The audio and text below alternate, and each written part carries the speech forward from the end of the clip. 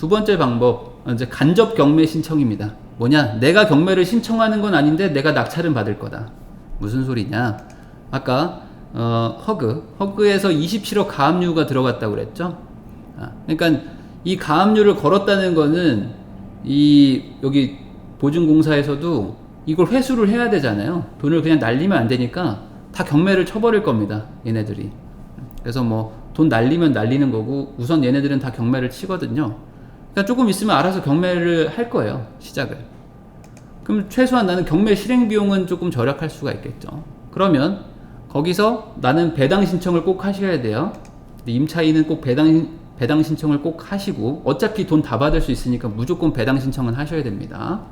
배당 신청하고 기다리다 보면은 1억 3,500 이하로 유찰이 막 될 겁니다. 그럼 똑같이 내가 낙찰 받아가지고 상계 처리해버리시면 되겠습니다.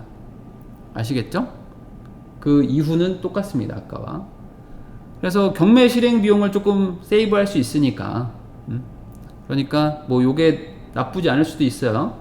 그런데 이게 언제 될 것이냐라는 기약 없는 기다림이 있으니까 본인이 이 동네에서 계속 살 마음이 있다. 앞으로 뭐 1, 2년 정도는 쭉 살 거다 라는 생각이 있으시다면은 그냥 기다리고 있는 것도 괜찮습니다. 기다리고 있으면 어쨌든 누군가 경매를 쳐줄 거니까. 그렇지만 주택 소유자가 되면서 생기는 뭐 비용들 이런 거는 여전히 존재를 하죠. 자, 마지막 제3의 방법입니다. 뭐 이게 좋다라는 건 아니고 그냥 이런 방법도 있다. 저는 그냥 여기서 계속 살 생각인데요. 이런 분이 있을 수도 있잖아요. 예를 들어 뭐 13평이고 뭐 살기 괜찮고 당장 뭐 결혼 생각 없고 뭐 저는 뭐 직장도 여기서 한 5, 6년 살아도 되는데요. 이런 분이 있다면 그냥 이대로 있는 것도 괜찮습니다. 무슨 소리냐? 그냥 경매의 위험성이 있는 이 집에 그냥 사는 거죠. 계속 그냥 관리비만 내면서 사는 거예요. 무슨 소리냐? 경매는 내가 언제든지 신청하시면 되거든요. 뭐 신청한다고 바로 되는 건 아니지만 보통 뭐 경매를 치자고 마음 먹으면 한 6개월에서 1년 정도면 경매가 이제 확실하게 이제 입찰까지 가니까 뭐 내가 앞으로 한 5, 6년 살 건데? 라는 생각이시라면 그냥 이대로 있는 것도 괜찮습니다. 마음은 불편하시겠지만 그냥 있는 거죠. 왜냐? 아까도 말했듯이 허그에서 경매 신청을 알아서 해줄 거기 때문에 그냥 있으면 돼요. 그럼 경매로 넘어가겠죠? 그럼 뭐 누가 낙찰 받아주면 좋고 안 받아줘도 그냥 계속 유찰되면서 이렇게 시간이 갈 겁니다. 근데 나는 상관없어. 어차피 나는 법으로 보호받는 사람이니까. 보호받으니까 누가 낙찰 받으면 난 보증금 다 내놔 하면 되는 거고 낙찰 안 받으면 그냥 여기 살면 됩니다. 맞죠? 그래서 그냥 나도 입찰 안 해요. 그냥 입찰 안 하고 그냥 계속 버텨. 그러면 유찰이 막 계속 되거든요. 나는 어차피 돈 받을 권리는 있으니까 그냥 버티고 사는 거예요. 그러면 1년이고 2년이고 3년이고 5년이고 계속 살 수 있는 거죠. 나쁘다고 생각하면 나쁜 상태지만 좋다고 생각하면 또 좋은 상태일 수도 있어요. 뭐냐? 여기가 전세가가 더 올라갈 수도 있잖아요. 만약에 전세가 막 더 올라가. 그런데 나는 여전히 1.35억 1억 3,500에 그냥 사는 거죠. 주인이 돈을 안 돌려주니까. 그러니까 누가 올려달라고 할 사람도 없잖아요. 누가 나가라고 할 사람도 없고 난 그냥 여기 사는 거죠. 그냥 내 집이네 생각하고 그냥 사는 거예요. 마음은 불편하지만 어차피 난 보증금 다 받을 사람이거든요. 그러니까 조금 찜찜해도 사는 거예요. 누가 뭐 나 쫓아낼 사람 하나도 없으니까. 이렇게 살면 뭐가 좋냐? 재산세가 안 나오겠죠, 당연히. 재산세 같은 건 안 나옵니다. 당연히 취득세도 없겠죠. 취득세도 없으니까 뭐 전혀 문제될 건 없어요. 그리고 나는 뭐 예를 들어 청약을 관심을 가지고 있었다. 그럼 계속 무주택자를 유지할 수 있습니다. 거기다가 이제 이분은 전세자금 대출을 받으셨거든요.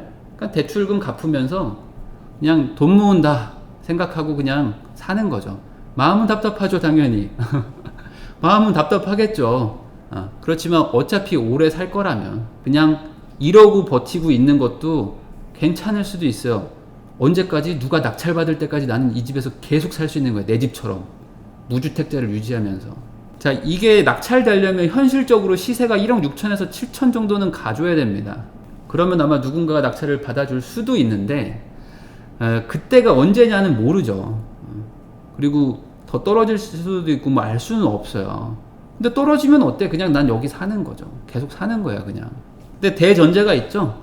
그러니까 여기 살아도 전혀 생활에 문제가 없다는 가정하에 이게 제일 중요합니다. 저는 여기서 앞으로 5년이고 10년이고 살아도 되는데요 라는 마음을 가질 수만 있다면은 오히려 이 상황이 그렇게 나쁜 것도 아닐 수도 있습니다. 그래서 결혼할 마음이 없다거나 뭐 이직할 마음이 없다거나 뭐 이사할 이유가 없다면은 그냥 여기 사는 거고, 저는 뭐 한 1, 2년 안에는 뭔가 좀 변화가 있을 것 같은데요, 그때 가서 뭐 돈을 좀 찾아야 될 것 같은데요, 뭐 이런 이유가 있다면은 조금 시간을 끌다가 경매로 진행하든지 아니면은 뭐 이번에 그냥 처리하든지, 그거는 이제 선택의 좀 문제겠죠. 그런데 다른 200명 정도는 지금 상황이 또 다 다를 수가 있어서 그분들의 사정은 제가 모르지만 사연을 보내주신 분 자체는 지금 법적으로 보호를 받고 있기 때문에 사실은 한 발짝 조금 더 이렇게 안전한 상태인 거예요. 너무 막 슬픈 상황은 전혀 아닌 거죠. 쫓겨나지 않아도 되니까. 그런데 많은 분들이 이런 기사를 보면은 막 열받아 하시는 게, 이 갭 투자자, 이 나쁜 놈, 이 사기꾼 놈 이거 잡아야 되는데, 이 생각을 하실 수가 있잖아요. 근데 이게 사기로 인정될까 안 될까를 생각해 보면 이것도 또 애매한 게 있습니다.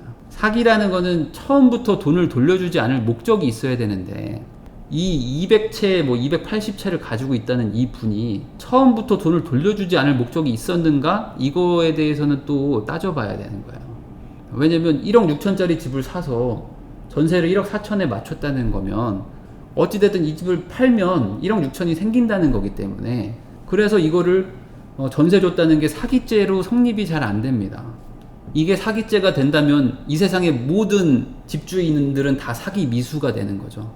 맞죠? 돈을 막 며칠이라도 막 늦게 주면은 다 사기죄로 걸리잖아요. 근데 이게 그러기가 쉽지가 않은 거예요. 그러니까 처음부터 작정하고 뭔가 돈도 없는데 뭐 무슨 뭐 사채를 끌어다가 막 억지로 했다, 뭐 이런 거면 모를까. 이게 쉽지가 않습니다. 밝혀내는 게 어려울 수가 있어요. 그리고 이게 뭐 인정되고 안 되고를 떠나서 더 중요한 건 뭐죠? 결국에 돈을 내가 돌려받는 게 중요한 건데, 피해 구제가 될 것이냐가 중요한 거잖아요. 근데 이 피해 구제가 어려울 수도 있는 거죠. 이분이 재산이 만약에 없다거나, 만약에 뭐 실종이나 사망이 된다거나, 아니면 뭐 파산을 해버린다거나 이래버리면은 뭐 누구한테 청구를 해야 되는데 청구가 안 되잖아요. 그래서 이런 거를 해결하기 위해서 이제 경매 제도가 있는 거죠. 제3자의 돈을 가지고 와서 이 소유자의 빚을 해결해 주는 거니까. 그래서 경매 투자자들이 있기 때문에 이런 사람들이 피해가 구제가 되는 거다라고 생각을 할 수도 있는 겁니다. 아시겠죠? 이 사연에서 꼭 알아야 될 건 뭐죠? 이겁니다. 문제 해결은 이게 부차적인 내용이고, 사실 예방을 했어야 돼요. 맞죠? 한 대 얻어맞고 울 필요는 없잖아요. 안 맞으면 되는 거지. 그러니까 예방을 하는 게 꼭 필요합니다. 그래서 기본적으로 이렇게 생각을 하셔야 돼요. 전세를 얻는 것은 사실 아주 위험한 일입니다. 전세가 우리나라에만 있지만 전세가 되게 좋다라고 생각하시면 안 돼요. 전세는 위험한 거다. 왜 그러냐? 남에게 나의 전 재산을 맡기는 게 어떻게 이게 안전한 일입니까? 생각해 보세요. 남한테 내 돈을 3억을 줘. 남한테 내 돈을 5억을 줘. 남한테 내 돈을 10억을 줘. 이게 안전할 수 있는 일입니까? 그러니까 안전이라는 단어를 여기에 써도 되는 거예요? 안 되죠. 남한테 돈 5천원만 줘도 돈 떼일 확률은 생기는 거예요. 자, 그런데 우리나라는 법으로 보호를 합니다. 전세입자들을 보호를 해줘요. 그러면 법이 보호한다고 해서 모두 보호되느냐? 그것도 아니라는 거죠. 지금 같은 상황이라면. 그러니까 법이 보호한다는 거는 나라에서 내 전세금을 대신 내준다는 얘기가 아닙니다.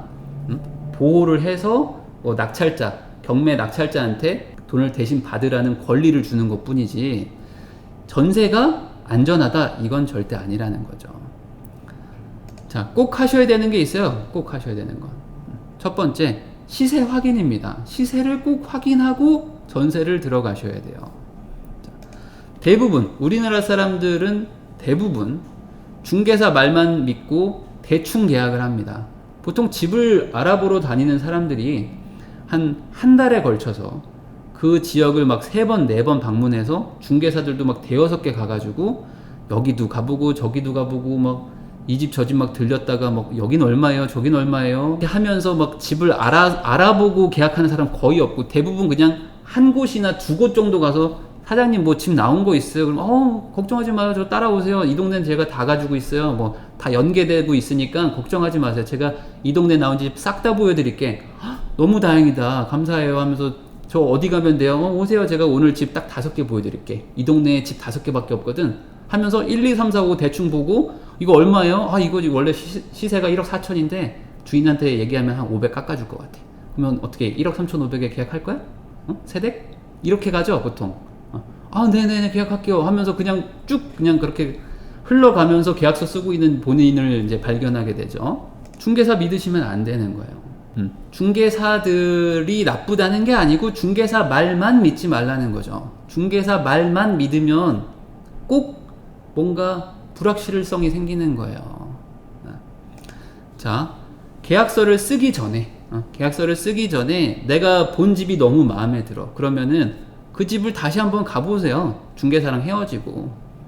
그리고 거기에 뭐 빌라면은 뭐 여러 집이 있을 거 아닙니까? 그냥 아파트도 여러 집들이 있을 거 아니에요. 가서 그냥 거기 사는 사람들한테 한번 물어보세요. 그래서 뭐 저기 사장님 죄송한데 좀 말씀 좀 여쭐게요. 제가 사장님 옆집 여기 전세 들어오려고 하는데 혹시 사장님은 전세 사세요? 한번 물어보세요. 전세 사냐고 월세 사냐고. 그래서 한번 물어보세요. 그러면은 사는 사람들이 말하는 것과 중개사가 말하는 게 다를 수도 있습니다. 그래서 정보를 꼭 한쪽에서만 듣지 마시고 제3자에게 정보를 이렇게 같이 얻어내는 게 중요해요. 그러면은 실수할 확률이 확 줄어들죠. 그래서 매매 시세와 전세 시세의 차이를 꼭 알아내셔야 됩니다. 그리고 이게 너무 적다. 아까 같이 전세가율이 막 80%, 90%다. 그럼 이거 경매로 넘어가도 이거 이 투자자들이 안 사줄 것 같은데? 라고 생각을 하셔야 된다. 거기다 만약에 추가적으로 하락을 하면 어떡하지? 그러면 경매로 낙찰이 안 될 텐데? 그러면 내 돈 못 돌려받을 수도 있는데? 라고 생각하는 게 1번입니다. 그런데 대부분의 사람들이 이렇게 얘기할 겁니다. 그걸 제가 어떻게 합니까? 맞습니다. 이런 거 알아내기가 힘들어요. 아파트는 어떻게 됩니다. 아파트는 뭐 실거래가도 많고 뭐 네이버 시세도 많이 나와 있으니까. 그런데 빌라는 안 돼요. 빌라가 어려워요. 이 빌라의 시세를 알아낸다는 게 참 어려운 일입니다. 그래서 매매 시세도 막 제각각이고 전세 시세도 막 제각각이고 중개사마다 다르게 얘기를 하기 때문에 솔직히 이거 초보자들이 하기가 어렵습니다. 그래서 나온 게 뭐죠? 보증보험을 가입하세요 라고 지금 차선책을 찾는 거죠. 사람들이. 주택도시보증공사가 있고 서울보증보험이 있는데 두 개는 뭐 다른 건데 뭐 취급하는 보험은 뭐 비슷합니다. 여기서 이제 가입을 하시면 돼요. 전세보증보험을 가입하시면 되는데 주택도시보증공사 허그를 기준으로 말씀드리면 수도권 7억 뭐 지방은 5억 뭐 이 정도까지는 전세금으로 보호를 해준다. 보장을 해준다는 거죠. 무조건 돌려준다. 얘네들이 책임지고. 그러니까 웬만한 집들의 전세죠. 강남권 아니고서는. 그러니까 대부분의 집들에 해당된다고 보시면 돼요. 그러면 돈을 당연히 내야 되겠죠? 그냥 공짜로 해주진 않으니까. 그래서 이 허그 기준으로 해서 아파트는 한 0.13%, 아파트는 연 0.13%, 뭐 주택이나 뭐 단독주택이나 뭐 빌라 이런 것들은 한 0.15% 정도를 낸다. 전세가의 0.15% 정도를 보험료로 매년 낸다. 이렇게 생각하시면 되는 거죠. 그럼 아파트에 1억짜리 전세를 들었는데 보증보험을 들면은 보험료를 얼마를 내야 되는가? 1억에 0.128% 곱하기 2년이니까 약 25만원, 26만원 정도 내면은 내 보증금을 확실하게 보호받을 수 있습니다. 이거는 허그가 대신 내줍니다. 내가 전세금을 못 받으면 이 공사에서 저한테 돈을 대신 주고 얘네가 그 집에 가압류를 걸고 압류를 해가지고 경매를 치는 그런 시스템이기 때문에 확실하게 보호되는 거 맞습니다. 서울보증보험이 조금 더 비싸요. 0.2%? 이 정도로 조금 보험료가 더 센데 대신 보장 금액이 조금 더 큰 걸로 알고 있어요. 그러니까 뭐 본인 금액에 따라서 서울보증보험으로 할지 뭐 허그로 할지 결정하시면 되고, 근데 이런 거 기억할 필요가 없죠. 어차피 0. 몇 프로 이런 얘기이기 때문에 그냥 연 0.15에서 0.2% 그냥 쉽게 연 0.2% 낸다 생각하시면 제일 쉽겠죠. 1억이면 대충 한 1년에 20만원 낸다 라고 생각하면 뭐 큰 무리가 없습니다.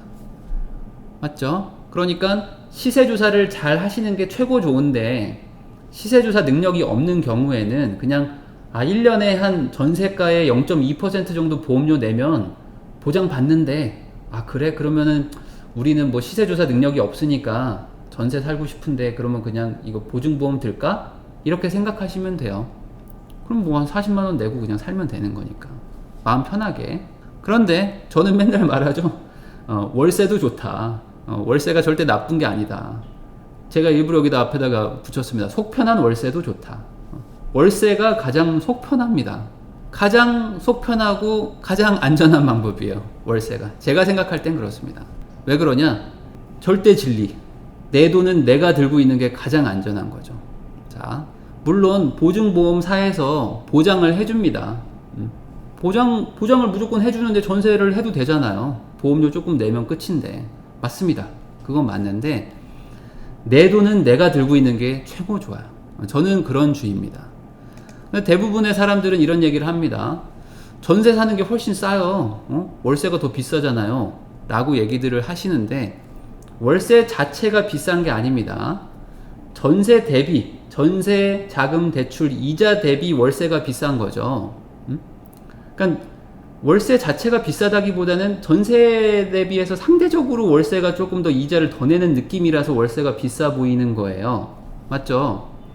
그래서 싼 전세를 살면서 차라리 전세자금 대출을 받으면서 그 이자를 내고 그 차액에서 보험료를 내는 게 훨씬 좋다. 맞죠? 이거 산수만 하면 이게 맞는 말이거든요. 맞는 말인 거 맞습니다. 그러나 이게 있죠. 잃어버리는 기회비용이라는 게 분명히 있습니다. 내가 전세자금 대출을 받더라도 전세자금 대출이 100% 나오는 게 아니잖아요. 전세금의 뭐 70% 80%밖에 안 나오니까 나머지 20%가 분명히 묶이는 게 있습니다. 그리고 그게 또 보증보험도 들고 해서 뭐 여러 가지 부가적인 비용들이 분명히 든단 말이죠. 그래서 잃어버리는 기회비용이 분명히 있으니까 이거를 고려해서 결정을 하시라는 거예요. 월세가 무조건 좋다, 전세가 무조건 나쁘다는 게 아니고, 나는 이건 이렇고 저건 저렇고라고 끝을 한번 생각해 보고 나서 결정을 하시는 게 좋다. 자, 여기서 말할 때 반전세는 의미가 없습니다. 반전세 하는 거 뭐 의미 없어요. 뭐 3억에 월세 40 뭐 이런 식으로 해가지고는 그건 전세랑 똑같은 거고요. 월세를 사실 때는 항상 1년치 월세 수준의 보증금 정도로 보증금을 낮추는 게 좋습니다. 자, 내가 들어가고 싶은 집에 주인이 안 해주면 어쩔 수 없지만 해준다면은 월세의 한 1년치 정도? 그거를 넘어가는 보증금을 잡는 거는 거꾸로 월세 입자한테 별로 좋지 않을 수도 있어요. 보증금을 줄이면 대신 월세가 올라가겠죠. 그러니까 이거는 마인드 센 사람들이 하는 거예요. 근데 왜 그렇게 하느냐? 경매를 당할 경우가 있지 않습니까? 뭐 월세를 살든 전세를 살든 경매를 당하는 거는 똑같죠. 경매를 당할 때 보증금 자체가 적으면 그냥 살다가 나가버리면 돼요. 이게 무슨 말이냐? 보증금 자체가 낮다 보니까 경매가 보통 이제 시작되면 한 6개월에서 1년 정도 걸리거든요. 그러니까 그동안 내가 월세를 안 내버리면 되잖아요. 월세를 안 내버리면 보증금을 계속 까먹죠. 그리고 만약에 조금 더 이걸 이용하고 싶은 분들은 경매를 당하는 순간 내가 월세가 되게 많이 내는 사람이라면 월세를 아예 안 내버려. 안 내버리면 보증금을 다 까먹고도 더 사는 경우들도 있습니다. 그런 경우도 꽤 있어요. 예를 들어 뭐 보증금이 뭐 500인데 월세가 막 뭐 60만원, 70만원이야. 500에 70 뭐 이렇게 살고 있는 오피스텔이 있다고 치면 그 보증금 금방 까먹거든요. 맞죠? 뭐 관리비까지 안 내버리고 막 이러고 산단 말이죠. 그러면은 보증금 금방 까먹어요. 그리고 나서도 몇 달 더 살 수도 있어. 그리고 낙찰자가 오면은 문 안 열어주고 막 버티고 막 그러면서 월세를 살다가 오히려 돈 벌어나가는 사람들도 분명히 있죠. 월세를 살면 그런 이게 장점이라고 해야 되나? 어쨌든 뭐 그런 경우가 있을 수도 있습니다. 월세 사는 분들은 소액 임차인 최우선 변제 이것만 기억하시면 돼요. 소액 임차인 최우선 변제금을 기억하라. 인터넷에서 찾아보세요. 근데 지역마다 달라요. 그리고 제일 좋은 건 그냥 중개사한테 물어보시면 돼요. 뭐 사장님, 우리 동네는 뭐 소액임차인 최우선 변제가 얼마예요? 금액이? 라고 물어보시면 돼요. 그런데 중개사들 중에는 최우선 변제 금액이 뭔지도 모르는 사람들도 꽤 있습니다. 그러니까 최우선 변제 금액이 뭔지도 모르는 중개사라면 거래하지 않는 것도 괜찮습니다. 왜냐하면 임차인의 권리를 전혀 모르는 중개사기 때문에 사고가 날 수도 있겠죠. 내 편이 아닐 수도 있는 거예요. 그러니까 항상 최우선 변제 금액이라는 거를 꼭 알고 계시면 되고, 인터넷에서 찾아보면 많이 나오니까 월세 사는 분들은 요걸 꼭 기억하시고, 최우선 변제 금액 이하의 보증금으로 설정하는 것은 크게 문제되지 않는다. 아시겠죠? 그러니까 월세의 한 1년치 이하로 보증금을 설정하시든지, 아니면은 최우선 변제금, 어떤 특정 지역의 최우선 변제금 이하의 금액으로 보증금을 설정하는 거는 월세 세입자들이 뭐 돈 날릴 일은 거의 없다고 생각하시면 돼요. 거의 없으니까 그렇게 생각하고 접근을 하시면은 뭐 큰 문제는 없습니다. 그래서 정리를 하면 지금 이 사연의 피해자분이 선택할 수 있는 것 3가지를 말씀드렸고, 그리고 예방법 3가지를 말씀드렸으니까 여기서 본인의 뭐 입맛에 맞게 선택을 하시면 될 것 같아요. 그래서 이 사연을 보내주신 분 입장에서 생각하면 지금 얼마나 마음이 좀 안 좋겠어요. 내 돈 날라갈 것 같고 사실 막 마음이 불안할 거 아닙니까? 이분이 전세를 얻을 때 나이가 29살이었던 거예요. 29살 남자가 이런 거를 알 리가 없잖아요. 대부분. 맞죠? 그러니까 이런 일이 뭐 특정한 사람한테만 일어나는 게 아니라 우리 국민 대다수들의 사람들한테 이런 일이 일어날 수가 있어요. 30도 안 된 남자가 뭐 이제 막 취업해가지고 뭐 한 돈 2, 3천 있는데 그냥 전세자금 대출 받아서 그냥 들어갔다가 이런 일을 당한 거잖아요. 이런 거 뭐 어디 교과서에 나오는 것도 아닌데 알려주지도 않고. 그러니까 얼마나 답답하시면 저한테 메일을 보냈겠어요. 그러니까 이런 내용을 잘 고민하시고, 그리고 이제 변호사도 선임하신 것 같고 피해자들도 여러 명인 것 같으니까 같이 공동 대응을 해가지고 조금이라도 좀 돈을 받아내셨으면 좋겠고, 낙찰을 만약에 받는다면 앞으로 집값이 좀 올라가지고 좀 피해를 좀 회복하셨으면 좋겠다는 말을 드리면서 이번 방송을 마치도록 하겠습니다. 힘내시고요. 잘 될 겁니다. 화이팅!